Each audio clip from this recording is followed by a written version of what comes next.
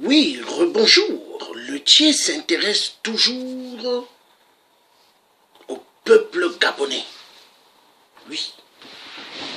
Le peuple gabonais que Ali le cafard, Biafra de merde, refuse de l'eau au peuple bantou. Il leur refuse de l'eau. Oui. Donc,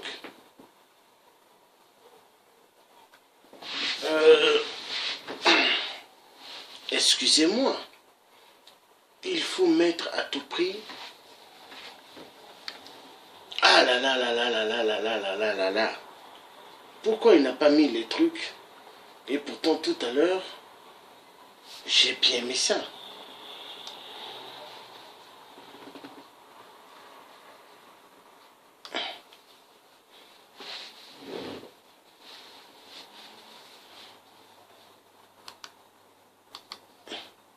Voilà.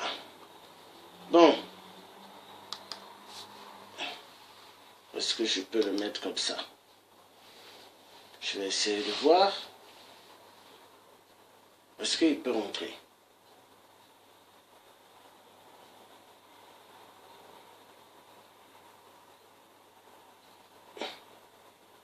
Bon, pourquoi là il me met ça, mais dans le truc il n'est pas là-bas? Oh là là là là là là. Bon.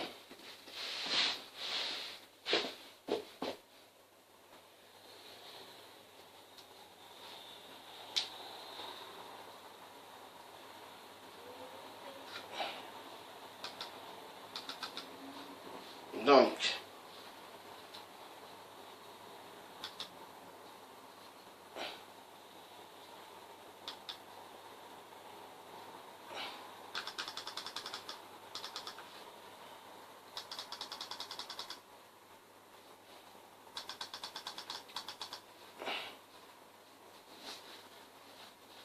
Ah, cette technologie de merde là, vraiment.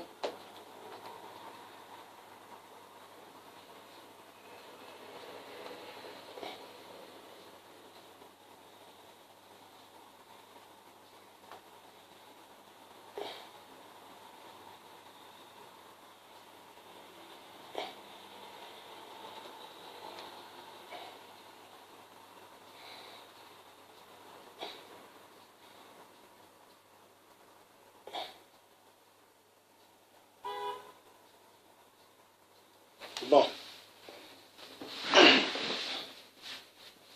Donc, Ali refuse. Ali refuse de l'eau.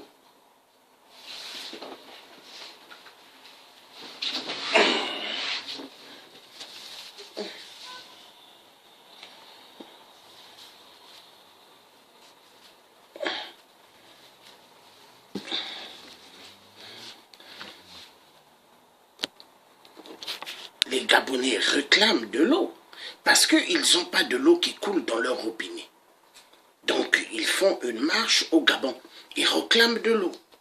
Voilà. Et c'est parti.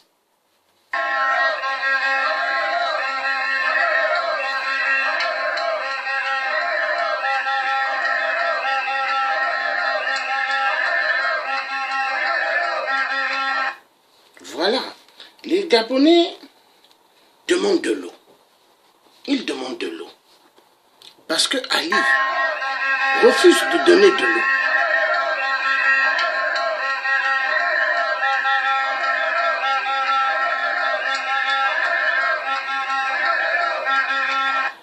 Voilà. 50 ans. Donc 50 ans des Bongo, les Gabonais n'ont jamais eu de l'eau. 50 ans le règne des Bongo. Les Gabonais privés de l'eau. Les Gabonais puisent de l'eau dans des puits. L'eau dans des puits. L'eau des pluies. On leur refuse d'attribuer de l'eau. Oui. Est-ce que c'est normal? Est-ce que c'est normal? On leur refuse l'eau. Mais l'enfoiré de merde, Ali, le psychopathe, il appelle aux Gabonais. Au Gabon, pas d'eau dans les robinets du pays. Ali Bongo, XPD, appelle les législatives du sang. Appelle les législatives du sang, oui, parce que Ali, après avoir massacré immensément les Gabonais, au Gabon, il les appelle pour les législatives. Mais est-ce que ces législatives sont vraies? Non. Législatives du sang. Oui, du sang. Donc, les Gabonais sont debout et réclament leur dû. Leur dû, c'est quoi? Il faut écouter une dernière fois.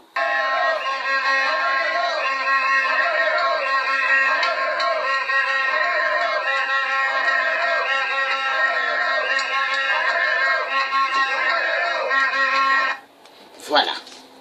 Donc, dans la proclamation de la demande des Gabonais, ils disent on veut de l'eau.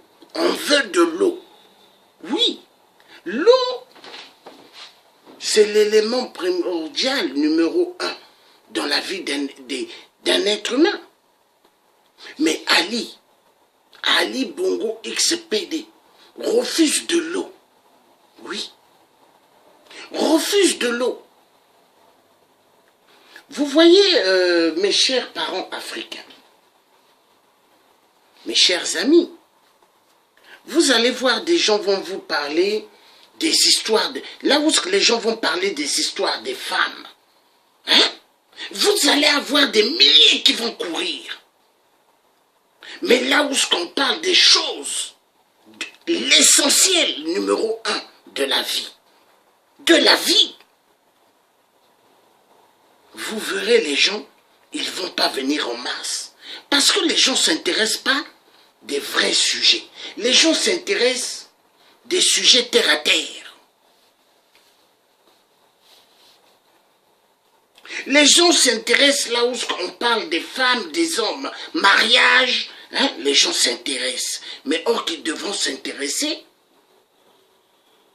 à l'eau, l'eau qui coule dans le robinet, l'eau. Les gens doivent se dire, mais le tien, il donne du temps. Oui, je donne le temps. Ma vie, c'est ma vie. Est-ce que c'est vous qui payez mes factures? Est-ce que c'est vous qui payez les téléphones, les tablettes, les ordi, ce que j'ai? Hein? Les enfoirés de merde. Je les ai payés avec ma sueur. Et donc, je peux faire 2 ou 3 si je veux des directs et en parlant des vrais sujets qui concernent les problèmes de l'Afrique. Le Gabon m'intéresse parce que le peuple gabonais sont des Bantous comme moi. Oui, des Bantous qui sont dans une souffrance atroce. Oui, Ali les refuse de l'eau. Et Ali, est-ce que Ali c'est un Gabonais? Un Biafra de merde? Un Aoussa? Oui, Ali était un Aoussa Biafra de merde. Exactement comme au Congo-Brazzaville, Sassou Nguesso ses origines. À Bemboshi, Aoussa, Biafra de merde. Donc il refuse de l'eau. Nous allons passer aux choses sérieuses.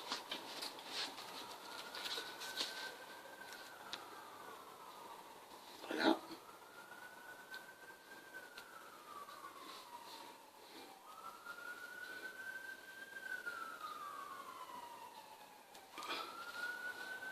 The free ClearScore app tracks your credit score.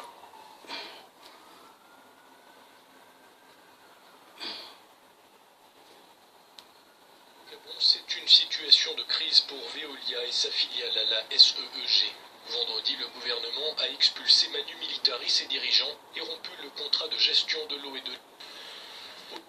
Voilà. Donc Veolia est une boîte française au Gabon, mafieuse. Ils sont mafieux au Gabon. Ils détournent immensément beaucoup d'argent parce que le soi-disant président, qui n'est qu'une marionnette au Gabon, est un grand spécialiste dans le vol, détournement des fonds immenses du peuple gabonais. Au Gabon, c'est une situation de crise pour Veolia et sa filiale à la SEEG. Vendredi, le gouvernement a expulsé Manu Militari, ses dirigeants, et rompu le contrat de gestion de l'eau et de l'électricité, dont elle avait le monopole ces 20 dernières années. L'État accuse Veolia d'avoir sous-investi et négligé la qualité du service. Pire, d'avoir menacé de couper l'eau pendant les négociations. Cet analyste décrit une faute partagée. Veolia, dans cette affaire, est producteur, transporteur et distributeur d'énergie. C'est un opérateur. Dans le contrat de concession, toutes les infrastructures de production et de transport restent la propriété de l'État. C'est-à-dire les barrages hydroélectriques, les centrales thermiques, les centrales hydroélectriques ou encore les lignes de transport. Ça reste la propriété de l'État. Et lorsqu'on regarde le cycle d'investissement de l'État sur ne serait-ce que les 15 dernières années, on se rend compte qu'il y a une décennie entière où l'État n'a pas assuré sa responsabilité en termes d'investissement dans les infrastructures de production. Et le programme d'investissement de l'État n'a repris que très récemment. Donc en réalité, Veolia n'a pas investi autant qu'il devait, mais l'État aussi n'a pas investi autant qu'il devait. Comprenez bien que si il n'y a pas de barrage hydroélectrique en amont pour produire l'électricité, le distributeur n'a pas d'électricité à distribuer aux usagers. Donc, il y a une responsabilité partagée qui n'incombe pas uniquement à Veolia.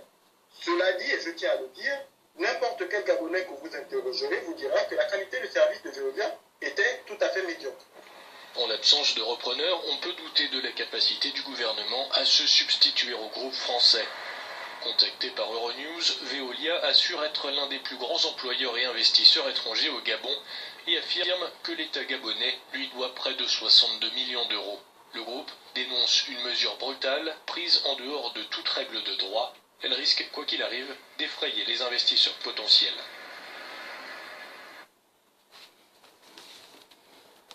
Donc l'État, soi-disant l'État gabonais, doit à Veolia 62 millions d'euros. Non, Ali se moque bien des Gabonais. Hein? Donc Ali envoie les mallettes, les valises d'argent de la France-Afrique en direction de l'Élysée. Il envoie en direction de Matignon. Il envoie en direction du Quai d'Orsay. Il envoie en direction des ministères des Affaires étrangères. Mais pendant ce temps, les Gabonais n'ont pas d'eau.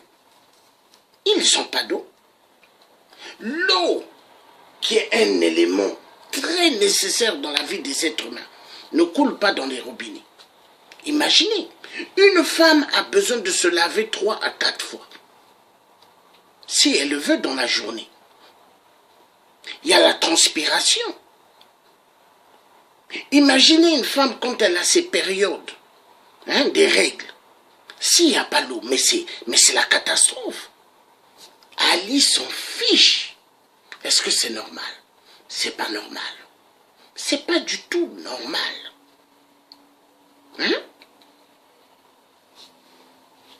Bon.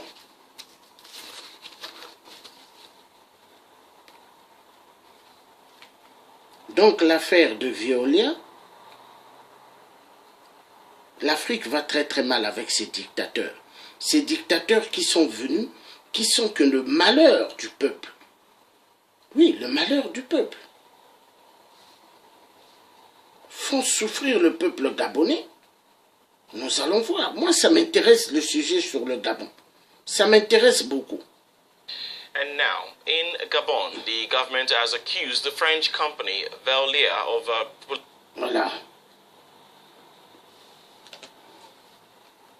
Donc, ici, c'est une vidéo qui est en anglais. Voilà. And now, in Gabon, the government has accused the French company Veolia of pollution on its soil in the latest of a bitter dispute between the two parties over a cancellation of a contract. The Gabonese government had cancelled Veolia's concession for water and electricity distribution in Gabon on February 16. Communication Minister Alain Claude Bilinze said they had discovered a considerable environmental damage at almost all of the sites exploited by Siege, the Gabonese firm which owns 51%, which has a 51% stake in Veolia. The observation was made by a mission of the Directorate General for Environment mandated by the government, which reported environmental pollution affecting all the sites of the SEEG, whether in central Gabon or in the north of the country, with negative consequences on the country's largest river. There is excessive pollution in Lambarene, where the oil is spilled directly into the Ogwe, at the exact where the SEEG collects water for household consumption. Statements made by Alain Claude Bilinze, the Gabonese Minister for Communication. We talk about the situation between the Gabonese authorities and the French group Veolia with our correspondent in Libreville, Géraud Wilfried Obangome. Good morning, Géraud. The government came back on Tuesday on the issue concerning the Veolia company, which it accuses of having polluted certain sites. Tell us more. What sites exactly are we talking about, and what are the grievances? Quels sont les griefs exacts du gouvernement? Bonjour à tous, effectivement. Good morning to you all. Well, indeed, Gabon came back on the issue on Tuesday through its spokesperson during a press conference. The government accuses SEEG, a Gabonese subsidiary of the French group Veolia, of being responsible of pollution on almost all its sites throughout the country. Alain Claude Bilinze spoke of the SEEG's non-compliance with the regulations on oil waste management and non-compliance with waste at sites where oil spills are observed in nature. And you just returned from an invasion of the sites in question. What did you see or notice? Qu'avez-vous constaté vous-même sur place? Écoutez, à Lambarene, le seul site. Well, at Lambarene, the only site I visited, I was able to see that a canal had been built to discharge waste oils and that they were being discharged directly into Ogwe, some 10 meters from the pumping station, water intended for household consumption. Des eaux destinées à la consommation des ménages. And the environmental damage or consequences mentioned by the authorities, what do they have to do with it? Selon le directeur général de l'environnement, according to the Director General of the Environment, with whom I was able to speak to, all the hydrocarbons that penetrate into the soil are connected to the underground waters and inevitably join the Ogwe River. So the soil is polluted. Le sol est pollué. For him, it is a long-term problem on the condition of the site. In 40, 50 years, if it has to be upgraded, it will face a problem. Without being very precise, although he considers the situation to be very serious at this stage, nobody knows the consequences that this pollution may have had or may have had on the health of the populations of this locality and the other sites affected. A last question, Géraud. At the present time, what remains of the SEEG, sites that have always been requisitioned? Écoutez, la SEEG continue de fonctionner. Well, listen, the SEEG continues to operate normally. At least the users benefit from all the water and electricity services in this area. Veolia's leaders have almost all left Gabon, and a new team has been appointed to ensure the management and operation of the company. We have to recall, nevertheless, for any useful purpose that the Gabonese government terminated the concession of Veolia in Gabon on the 16th of February by requisitioning the premises of the SEEG, putting a de facto end to the Veolia's management. The company denounced at the time a brutal expropriation.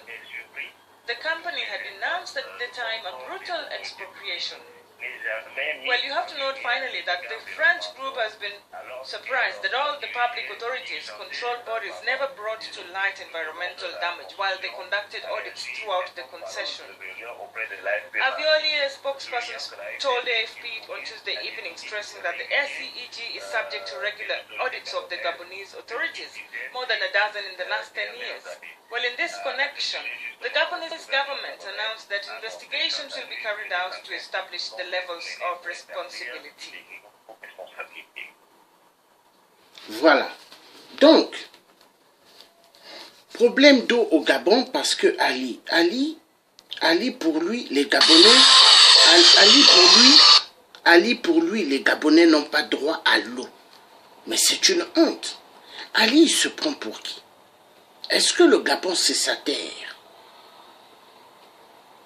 Est-ce que le Gabon, c'est sa terre? Non, c'est pas sa terre. C'est la terre du peuple gabonais. Mais, il fait baver ce peuple-là en leur refusant leur dû. Leur dû, c'est quoi? L'eau. L'eau. Oui, il leur refuse l'eau. Et Ali est un grand mafieux au Gabon. Un grand mafieux.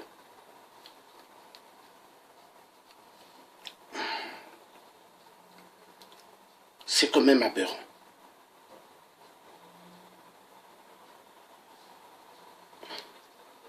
Dans votre journal Afrique, nous sommes ensemble pour 26 minutes avec au sommaire de notre deuxième partie, notre MAG Santé consacré ce soir aux kéloïdes. Ce sont des plaies mal cicatrisées. Attendez. Ah là là.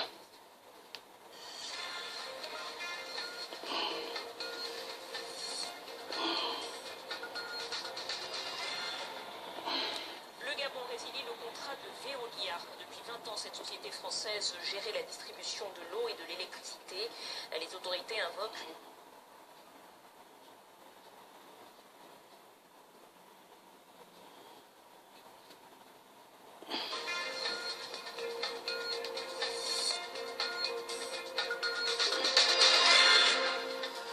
Le Gabon résilie le contrat de Veolia. Depuis 20 ans, cette société française gérait la distribution de l'eau et de l'électricité. Les autorités invoquent une dégradation de la qualité du service rendu. On parlera de l'ascension du Mont ça fait quand même mal. On parlera également non, enlevez-moi le football, les sports, là, j'ai pas besoin de ça. Moi, c'est l'eau. C'est l'eau pour les Gabonais. Et puis... Montrez l'eau. Moi, c'est l'eau. Il faut arrêter avec les conneries de football.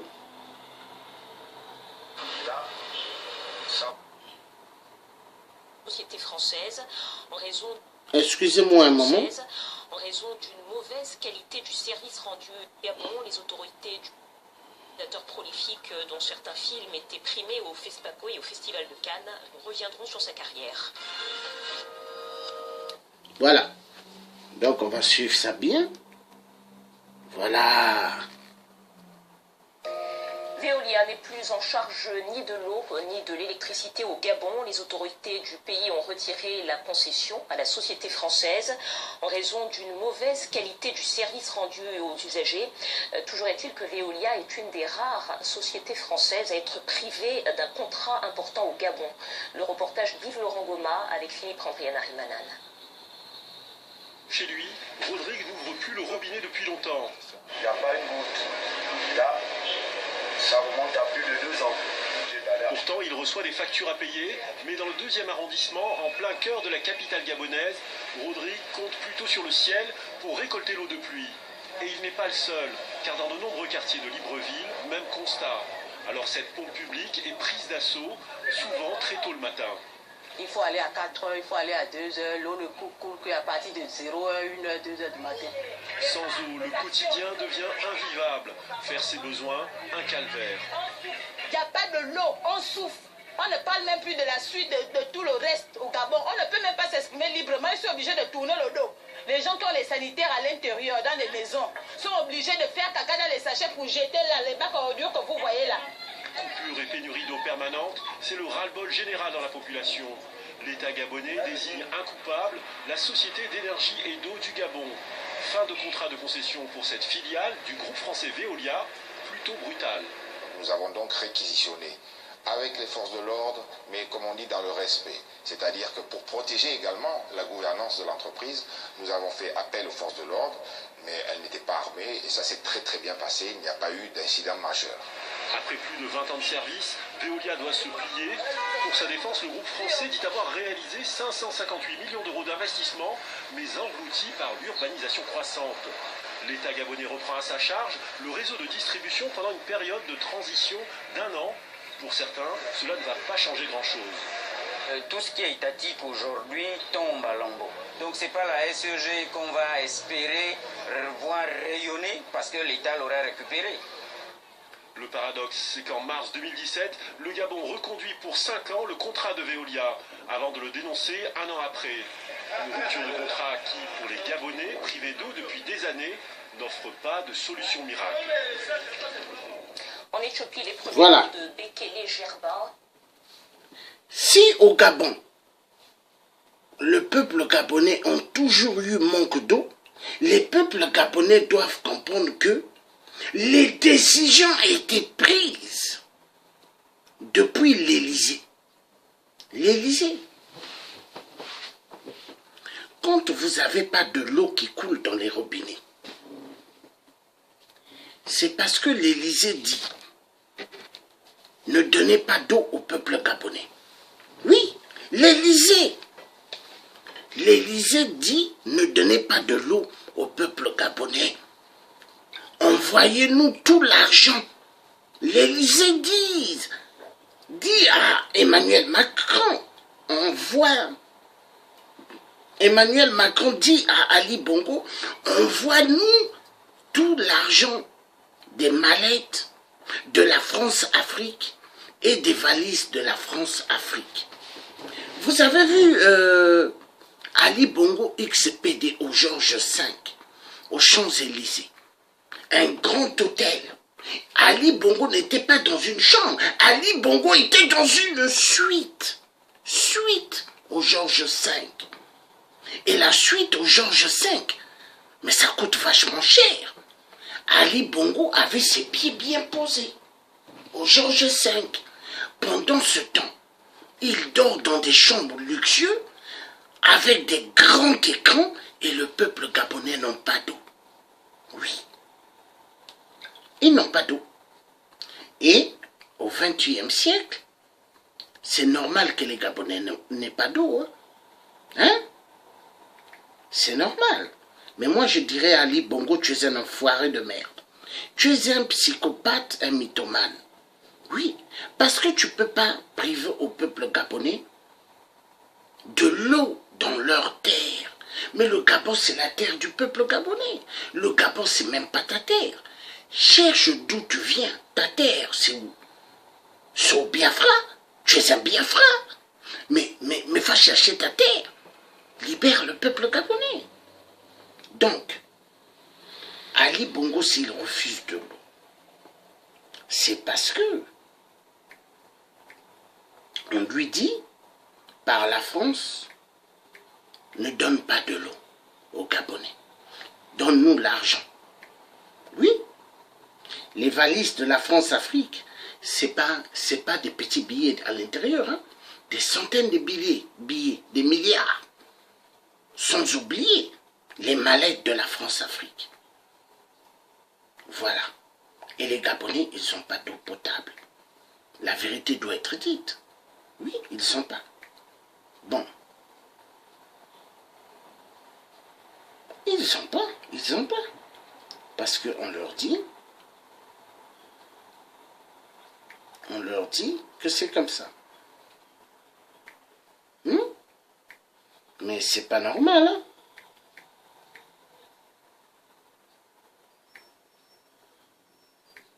On leur refuse de l'eau. Oui, l'eau. Et au Gabon, vous verrez dans toutes les ruelles, il y a des super belles voitures. Oui, super belles voitures. Oui, il y a des super belles voitures. Hein? Super belles voitures 4x4 Mais les Gabonais n'ont pas d'eau. Les Gabonais n'ont pas d'eau. Et Ali Bongo est content. Il est content de voir que ce peuple n'a pas d'eau. Et ça lui fait plaisir. Oui, ça fait plaisir à Ali. Ça fait plaisir à Ali de voir que le peuple gabonais n'a pas d'eau. Ça lui fait plaisir. Il est très joyeux, il est très ravi de voir que les Gabonais n'ont pas d'eau. Mais est-ce que c'est normal? Non, c'est pas normal. Bon, c'est quand même triste, hein?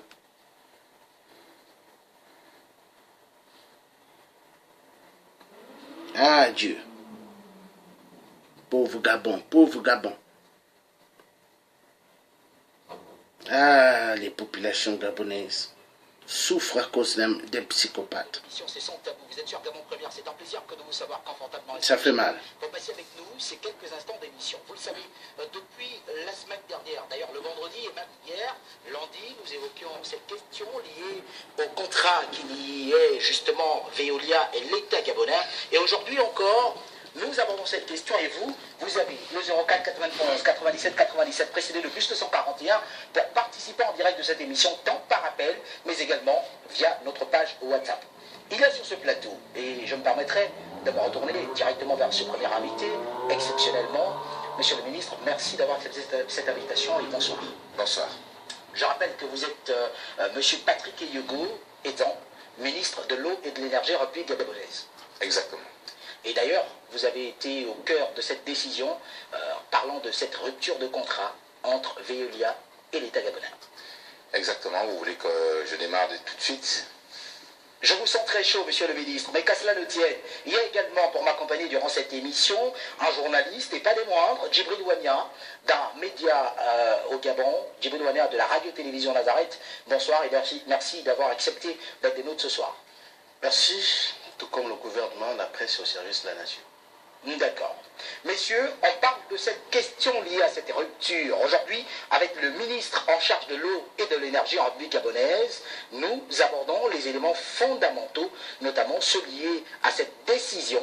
Hier encore, je le disais, pendant que nous avions en ligne le ministre d'État, ministre de la Communication, porte-parole du gouvernement, Alain-Claude Bilibinze.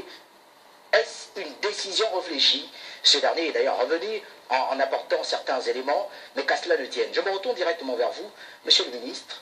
Veolia et l'État gabonais, c'est un contrat qui s'achève, mais selon certaines indiscrétions, on parle quand même des négociations qu'il y a eu, et c'est à la suite de ces négociations que la décision d'interruption du contrat a été prise. Bon, disons que c'est une concession donc, qui a été signée en 1997 entre l'État gabonais et Veolia, SEG, où nous avons donc octroyé donc, une concession du service public, notamment tout ce qui est eau et énergie, en République gabonaise. Cette concession devait durer 20 ans. Elle s'est achevée en juin 2017. Entre-temps, pour mettre fin à cette convention, disons, pour arriver au terme de cette concession, il y a des délais à respecter, des négociations préalables pour savoir si elle va continuer, etc., etc. C'est vrai que le gouvernement, à l'époque, s'est quand même interrogé sur la faisabilité de continuer et poursuivre avec ce partenaire, puisque je crois que depuis 2005, le service a commencé à baisser de qualité. Suite donc effectivement à ces diverses tergiversations, on est arrivé à une période cruciale où vraiment la concession se finissait. Et je pense dans l'urgence et selon certaines contingences, cette convention de concession a été renouvelée pour une durée de 5 ans. Vous comprendrez que 5 ans dans un domaine aussi sensible qui nécessite des moyens importants d'investissement, la visibilité n'est pas suffisamment bonne pour un partenaire comme Veolia. Mais qu'à cela ne tienne, nous devions maintenant changer le mode de gestion, à savoir de passer d'une concession à un contrat d'affermage durant une période de quelques mois. Et c'est cette période qui était nécessaire pour négocier le nouveau contrat d'affermage. C'est-à-dire qu'on passait ce qu'on appelle de l'avenant numéro 8 à l'avenant numéro 9 qui consacrait l'affermage du contrat donc, de concession. D'accord. Donc nous étions... Il faut peut-être expliquer, il y a des Gabonais qui ne pourraient pas comprendre ce que cela signifie. Bon, je ne veux pas rentrer dans les détails techniques. Ce qui est sûr, c'est que l'affermage, c'est comme vous avez un propriétaire terrien qui loue ces terres à un fermier qui les exploite et qui vous paye une redevance. Donc c'était la mise à disposition des infrastructures et ensuite on avait une redevance qui était versée à l'État gabonais via la Société de patrimoine qui lève des fonds avec toute cette manne qui rentre tous les mois ou par an. Ça permet de faire un effet de levier, d'appeler des fonds à l'international et de financer l'investissement dans le secteur. Voilà. Grosso modo, c'était ça, dans un premier temps.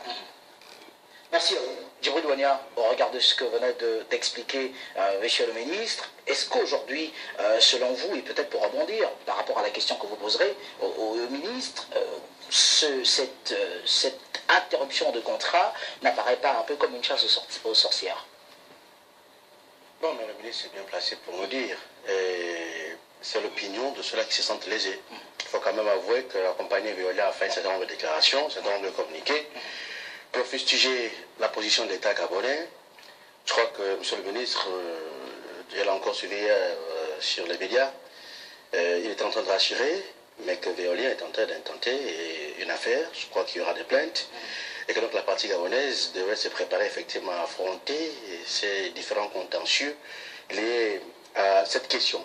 Moi, pour ma part, ma préoccupation est que ce n'est pas aujourd'hui que les Gabonais se plaignent des questions de rupture d'eau et d'électricité dans certains endroits.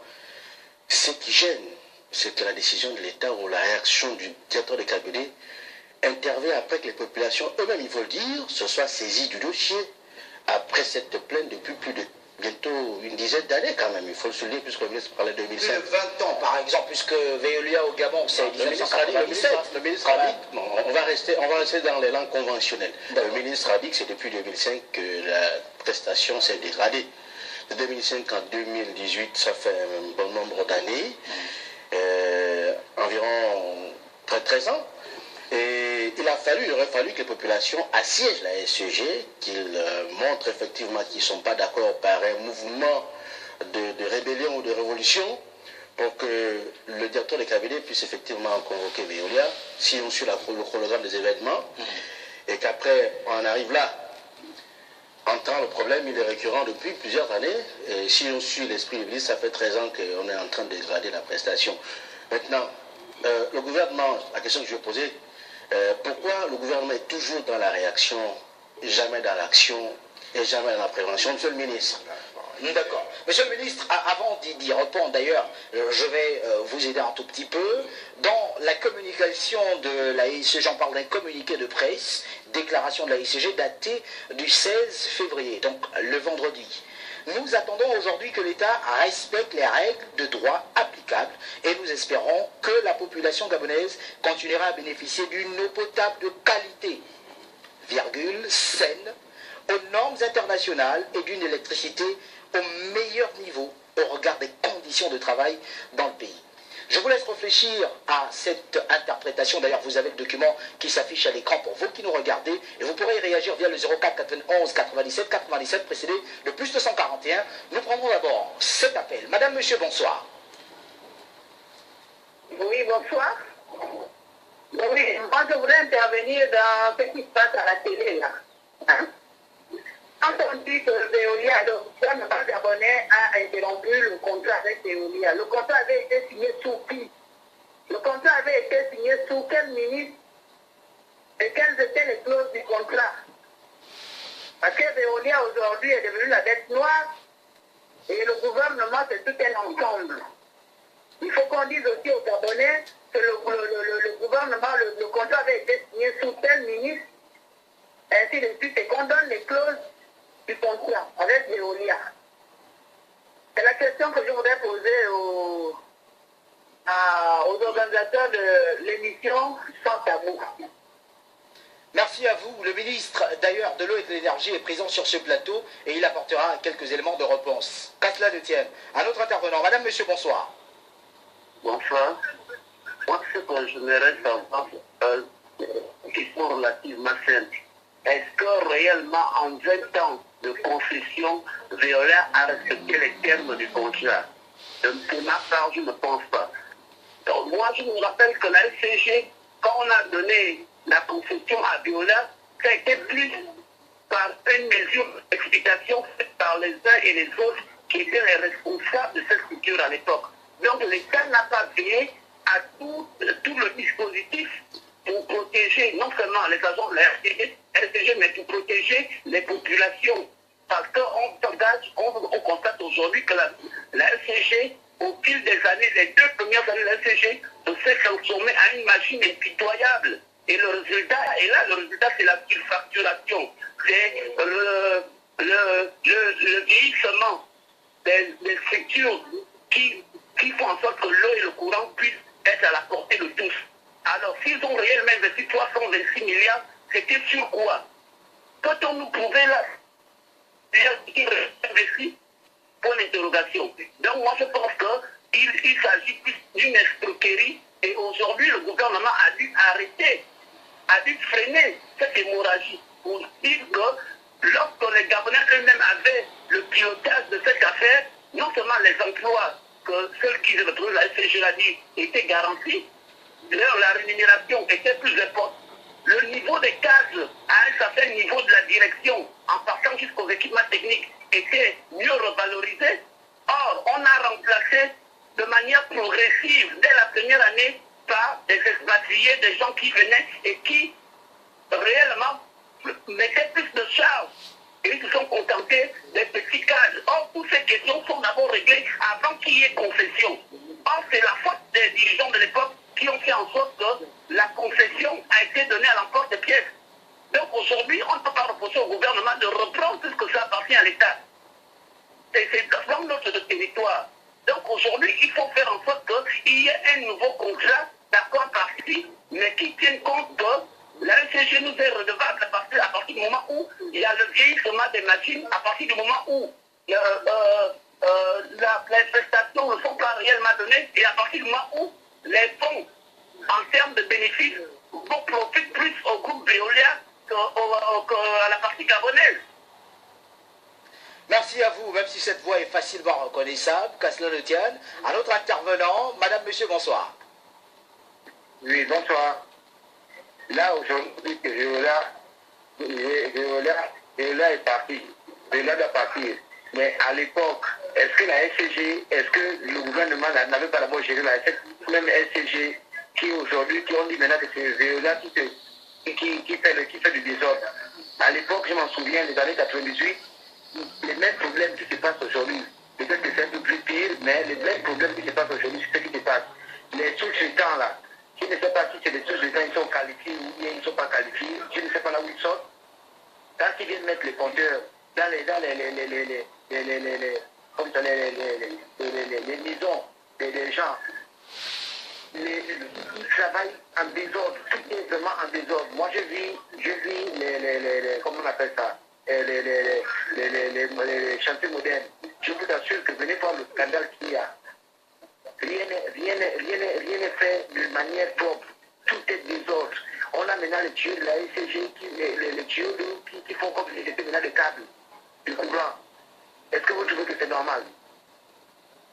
Merci à vous. Monsieur le ministre, nous avons écouté certaines réactions et d'ailleurs même la question de Rivonnet, pourquoi maintenant et pas depuis 2005 par exemple, lorsque ces dysfonctionnements ont commencé. Quelle est la réaction? Faisons preuve de pédagogie. Je pense qu'effectivement, nous étions en négociation pour passer dans un nouveau contrat. Oui. Bon, moi, ça fait 6 mois que je suis ministre de l'eau et de l'énergie. Je pense qu'on m'a donné mandat dans un premier temps de bien connaître le secteur avant de pouvoir l'analyser et trouver les faiblesses. Parce que effectivement, le secteur était bloqué. Et je l'ai déjà dit sur des médias, le secteur était bloqué parce que nous avions un caillou dans la chaussure qui s'appelait Veolia. Tout simplement, puisque Veolia ne jouait pas le jeu. C'est-à-dire, nous avons une société de patrimoine qui doit encaisser des redevances payées par Veolia. Ce n'était pas le cas. Le Conseil national de l'eau... C'est dans l'ancien ou dans le nouveau contrat? En fait, dans le contrat, ils devaient payer, ils ne le font pas. Le contrat de 97? Oui, qui courait toujours. Il courait toujours. Pour l'instant, il court toujours. Même si jamais on l'a prolongé, il courait toujours. Le CNE, le Conseil national de l'eau et de l'électricité qui s'occupe des lampadaires, n'est pas payé. L'ARC n'est pas payé, enfin l'ARC n'est pas payé par ce canal, mais grosso modo ça a bloqué tout le secteur. La CETEG n'est pas payé les travaux.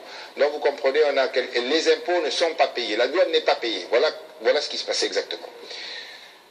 Nous avons mené les négociations jusqu'au mois d'octobre. Au mois d'octobre, il y a eu une réunion assez houleuse avec la direction financière et les membres de Veolia qui participaient à cette réunion. Nous nous sommes fait menacer par le directeur financier de Veolia de couper le courant dans notre pays, si jamais on n'allait pas dans le sens qu'il voulait nous imposer. Je crois que ce jour-là, nous avons tenu bon. Mais ils ont acté, ils nous ont proposé purement et simplement de suspendre les négociations. À partir de là, j'ai demandé, lors du conseil d'administration, je crois du 19 décembre à Paris, j'ai demandé à mon directeur de cabinet qui est administrateur de demander au président du conseil d'administration de Veolia de nous faire une lettre d'excuse et de demander de reprendre les négociations. J'ai la preuve ici.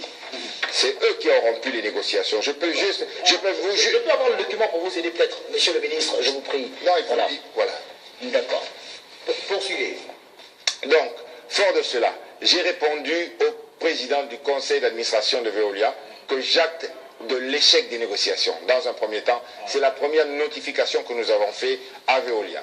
La réquisition qui est gérée dans notre pays, qui est régie par la loi 3/85 et qui est tout à fait légale, s'applique en cas excusez-moi, d'intérêt général.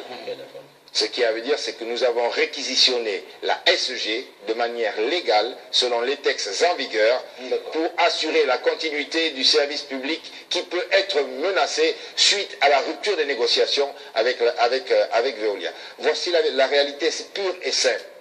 Ce n'est pas une réaction épidermique. Vous savez, ça fait 4 mois que je travaille sur ce dossier. Je pense que les jeunes Gabonais qui m'entourent aujourd'hui au ministère ont travaillé d'arrache-pied sur la possibilité de rompre le contrat avec Veolia. Et effectivement, nous avons trouvé la brèche. Parce qu'effectivement, si nous continuons dans ce sens-là, je pense qu'aujourd'hui, nous serions en danger pour les années futures de ne pas avoir suffisamment d'énergie ou d'eau. C'était mauvais. Donc la décision, elle n'est pas épidermique, elle est mûrie. Et elle est responsable. Nous l'assumons aujourd'hui au gouvernement et nous disons à Veolia qu'elle est, comment on dit, en tout cas, on ne reviendra pas dessus. Alors, monsieur le ministre, il y a quand même des faits qui sont palpables. Le gouvernement gabonais a investi près de 360 milliards de francs CFA, et sinon plus, en ce qui concerne les infrastructures. Parlons de Veolia, de Veolia aujourd'hui. Mais qu'est-ce qui explique que le gouvernement... Je voudrais savoir pourquoi le Gabon est passé de la 129e place en termes de délai de branchement des compteurs au réseau à la 170e place. C'est un rapport de la Banque mondiale. Ça veut bien dire que ça s'est dégradé. 366 milliards d'investissements. Vous vous rendez compte ce que ça fait? Moi, je vais vous dire la vérité. Veolia, je pense, ne mesure pas ou ne sait pas tenir ce qu'on appelle une comptabilité. Il faut faire la différence entre ce qu'on appelle de l'entretien et de l'investissement. Nous, concessionnaires, nous avons également permis des hausses tarifaires pour financer le secteur. C'est-à-dire que l'État permet qu'on augmente les prix pour qu'on puisse, en cas de manière exceptionnelle, et c'était prévu dans la convention, pour pouvoir donc investir sur des gros projets. Nous avons consenti, cumulé depuis 2009 à 2016, 158 milliards qui ont été donc issus de la hausse tarifaire. Mais si vous prenez l'investissement qui a été réalisé par Veolia sur la même période, vous vous apercevez que au total, le calcul il est simple, 96 milliards manquent à l'appel. Ça veut dire que Veolia a distribué des dividendes avec l'argent et la poche des Gabonais. C'est ça la triste réalité. Sinon, moi je ne comprends pas comment ça se fait que tout le monde se plaint. Je suis sûr que vous autour de cette table, comme moi, on a été victime de délestage tout le temps. Le 31 décembre, à minuit, 1 minute, 1h30 de coupure. Vous avez entendu des excuses de ces gens-là? Non. Et pourtant, monsieur le ministre de l'Eau et de l'Énergie, je vous rappelle quand même que selon une de vos communications, vous disiez à cette époque que vous vous rapprocherez des responsables de la SCG pour avoir des explications. Je l'ai fait. Donc je l'ai fait et on m'a dit que c'était de la malveillance. Bon, on ne sait pas trop ce que c'est. En tout cas, ce que je peux dire, c'est que nous avons, suite effectivement à la descente des consommateurs, du mécontentement, c'est récurrent depuis des années. Ce n'est pas une réaction épidermique. Il était normal de se faire qu'on soit convoqué. On s'est fait tirer les oreilles, remonter les bretelles, comme on dit gentiment. Donc je pense que nous avons été instruits instruit par le président de la République, disons-le, pour qu'on trouve une solution Veolia et le ministère pour que la situation ne perdure pas.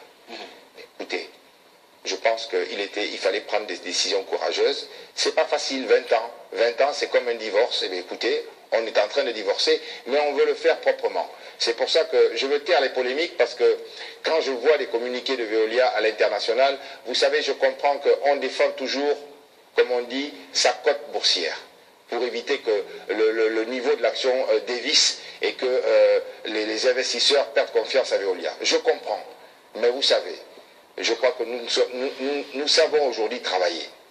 Juridiquement, nous sommes bornés, et ils le savent. Et comme je disais également, nous en avons sous la pédale. Donc, que ce soit, d'ailleurs, si jamais il y a un contentieux, ça va se passer à Libreville. Nous les attendons. Que ce soit même à l'international. Nous avons travaillé sur des jurisprudences. Je disais également que l'aéroport, j'ai pas trop le nom qui a été réquisitionné récemment en France. Donc, ça veut dire que c'est une procédure en cas de manquement au service public, la mise en danger donc, du peuple, qu'on réquisitionne une entreprise. Ça se fait dans tous les pays du monde. Donc que Veolia ne vienne pas nous raconter et nous donner des leçons de droit. Je pense que plutôt, nous allons leur apprendre le droit s'ils continuent. Monsieur le ministre, vous n'avez pas répondu à un point de ma question, permettez-moi. Je disais que la souffrance dure depuis 13 ans. Pourquoi avoir renouvelé le contrat, ouvrir des brèches à Veolia en fin 2017 lorsque vous saviez effectivement que les traitements, sinon les prestations n'étaient pas bonnes, puisque vous parlez au nom du gouvernement, et le gouvernement semble être infini, il existe dans le temps. Donc, vous prenez la veste de vos prédécesseurs. Tout à fait. Dans la solidarité gouvernementale. Bien entendu. Bien entendu. Je pense qu'effectivement, je l'ai dit au début, c'est que ce contrat arrivait à échéance, et je crois que, malgré tout, il y a eu des tergiversations. On aurait dû prendre le dossier à bras-le-corps pendant cette période et prendre des décisions peut-être somme toute plus courageuses que de mettre 5 ans. Mais exactement, il faut dire les choses comme elles sont. Donc je pense que si jamais on leur avait reconduit pour 20 ans la même concession, bon, Veolia y verrait à 20 ans, donc ça veut dire qu'on peut remettre la main à la poche. Mais vous savez, moi je disais tout à l'heure, Veolia, le Gabon économiquement avait des problèmes. On va chez le médecin quand on est malade. On a besoin de vous aujourd'hui pour nous aider. Il n'y a pas d'eau. Qu'est-ce qu'on fait? Ils me disent que l'État nous doit les consommations. Les consommations de 2 milliards par mois, nous devons payer sur une base forfaitaire. Vous avez déjà vu ça quelque part? D'accord. Alors, monsieur le ministre, il y a des questions également d'autres téléspectateurs. Monsieur Nang, qui est d'ailleurs, comme il a précisé, gynécologue, dit ceci. Ma préoccupation est posée sur les dettes des grands et petits fournisseurs de groupe Veolia, surtout pour les petites PME gabonaises, que la SCG doit de l'argent. Est-ce que l'État va prendre la responsabilité de payer, par exemple, ce genre de dette? La réquisition de la société donc SCG n'emporte pas les contrats. C'est-à-dire qu'en fait, j'ai rassuré tout le monde, les co-contractants, les contrats en cours, tout continue comme si de rien n'était. On va dire que je ne vois pas pourquoi les gens seraient inquiets, les travailleurs, etc. Je crois qu'aujourd'hui les PME se plaignaient même de la SCG, puisque quand vous faites une prestation pour la SCG, vous pouvez attendre parfois plus d'1 an pour être payé. Oui. Donc nous sommes en train maintenant de prendre la main dans des procédures internes. Nous allons regarder la fluidité. Vous savez, je crois que nous avons nommé, disons, désigné provisoirement une équipe dirigeante intérimaire avant qu'elle soit, bien entendu, confirmée. Mais je crois que nous avons pris des professionnels rodés.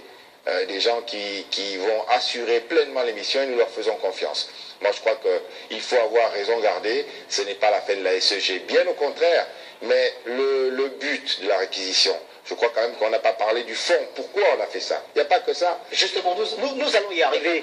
Le but, effectivement, est un problème de modèle économique et modèle sectoriel que nous voulons porter aujourd'hui pour notre pays, parce que nous avons perdu la main de la souveraineté de ce domaine, sur ce secteur. C'est pour ça qu'un directeur financier menace un État. Et ça devient un État dans un État. Et ça, nous disons non. Donc c'est pour ça qu'aujourd'hui, nous reprenons la main, comme ça se fait dans le monde entier. En Afrique, il reste 2 contrats de concession comme le nôtre. Je crois que c'est le Kenya et le Gabon. Donc je disais que ce sont des contrats france-africains, il faut dire la vérité, où il y a un opérateur monopolistique et qui en fait qu'à sa tête et à sa guise. Justement, à ce propos, puisque vous nous avez dévancé, monsieur le ministre, finalement, est-ce que ce ne serait pas une autre façon de rompre avec la France-Afrique, finalement, puisque l'on a vu à un certain moment le problème posé avec d'autres éléments, d'autres grands groupes. Aujourd'hui, c'est Veolia, qui est très proche également d'un autre groupe que je ne citerai pas ici sur ce plateau. Alors, je dirais qu'effectivement, la France-Afrique n'est pas la France.